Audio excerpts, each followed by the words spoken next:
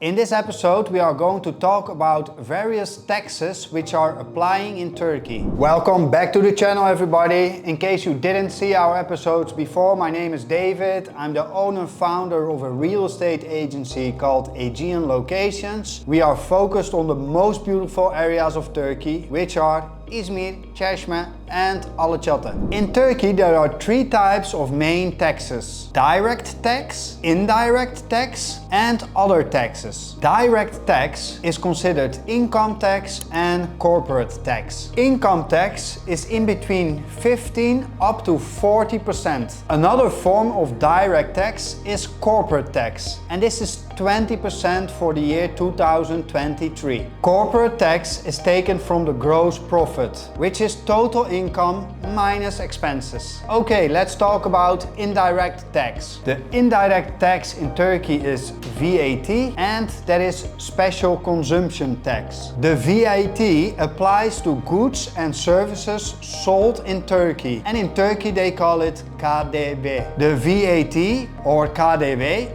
is categorized in three groups in Turkey. 1% for basic products, for example bread. 10% for other daily used goods, for example shampoo. 20% for more high-end goods, like furniture or electronics. Then there is the special consumption tax. This tax is applying to harmful and some luxury products, for example tobacco, automobiles and mobile phones. Okay, let's talk about the other taxes. The other taxes are motor vehicle tax, inheritance tax and property tax. Of course, we are going to have a look at the property tax first. For residential properties, between 0.1 and 0.6% is charged. In the city center you will pay a higher amount in comparison with rural areas. For commercial properties, between 0.2 and 1% is charged.